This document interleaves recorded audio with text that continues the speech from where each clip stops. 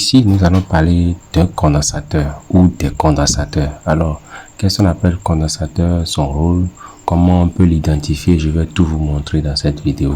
Alors, pour commencer, nous allons commencer par expliquer ce que c'est qu'un condensateur ou les condensateurs. Quand on parle d'un condensateur, c'est un composant électronique, d'accord, passif, est composé de deux armatures conductrices séparées par un isolant. C'est un français. Ce qu'il faut comprendre simplement dans un condensateur, il faut comprendre simplement que un condensateur stocke de l'énergie sous forme de champ électrique en accumulant des charges opposées. Essentiel en électronique, il sert à filtrer les signaux, lisser les tensions et bloquer le courant contenu. Donc quand vous entendez condensateur, il faut comprendre que c'est un élément qui permet de stocker l'énergie, d'accord, sur une carte électronique. Il sert à filtrer les signaux, d'accord, à lisser les tensions et à bloquer le courant continu. Donc quand vous prenez un condensateur, il faut comprendre que il y a des applications principales, parce que dans les condensateurs, nous avons un stockage d'énergie qui est utilisé dans des flashs d'appareils photo, alimentation de secours. Nous avons une forme de filtrage, lissage de la tension et une élimination du bruit dans les circuits.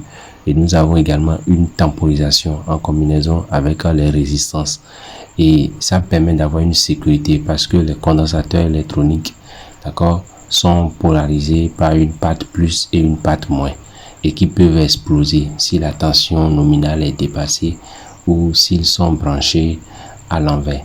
Donc quand on parle d'un condensateur, c'est un élément crucial, c'est un composant électronique élémentaire qui est constitué de deux armatures comme j'ai expliqué, et c'est en influence totale et séparé par un isolant polarisable. Et quand on parle de cela, c'est comme une propriété principale et de pouvoir stocker des charges électroniques. Donc quand vous prenez un condensateur, ça permet, comme j'ai dit tout à l'heure, de stocker des charges électriques, d'accord, en opposition par rapport à ces armatures. Donc ça nous permet, les condensateurs sont principalement utilisés pour stocker de l'énergie, pour stabiliser une alimentation électrique. C'est une application liée au stockage de l'énergie. Vous voyez, il se décharge lors des chutes de tension et se charge lors des pics de tension. C'est-à-dire, quand vous prenez un condensateur, c'est comme une petite batterie, d'accord, qui permet de stocker une énergie, d'accord, et quand vous éteignez votre appareil, ça peut garder l'énergie pendant 2 secondes, 5 secondes avant de s'éteindre. Les condensateurs traitent des signaux périodiques comme les filtrages, comme j'ai expliqué, et nous avons d'autres fonctions encore qui permettent de séparer le courant alternatif du courant continu. C'est le condensateur qui essaie de bloquer, d'accord, le passage du courant alternatif en courant continu, parce que ça permet de lisser. Et nous avons plusieurs types de condensateurs, parce que quand on parle de condensateur dans notre langage électronique, en raccourci, on parle de condo.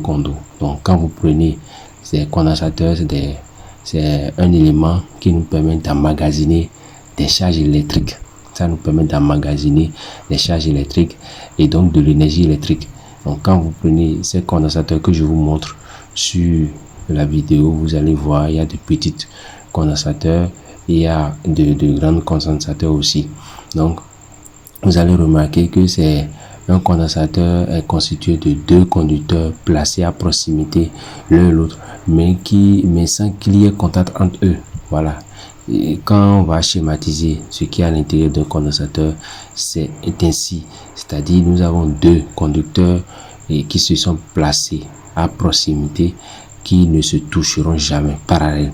Et c'est ce élément, ce condensateur-là, qu'on appelle encore condo, qui nous permet de stocker, d'accord, l'énergie, qui nous permet également, d'accord, de lisser la tension et qui nous permet également de filtrer la tension. Donc c'est un élément crucial, et parfois quand nous sommes en train d'étudier une panne, on essaie de vérifier les condensateurs.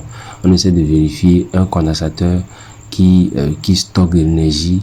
Est-ce que le condensateur est fonctionnel Et nous avons plusieurs types de condensateurs. On peut trouver des condensateurs comme je suis en train de vous montrer, ronds.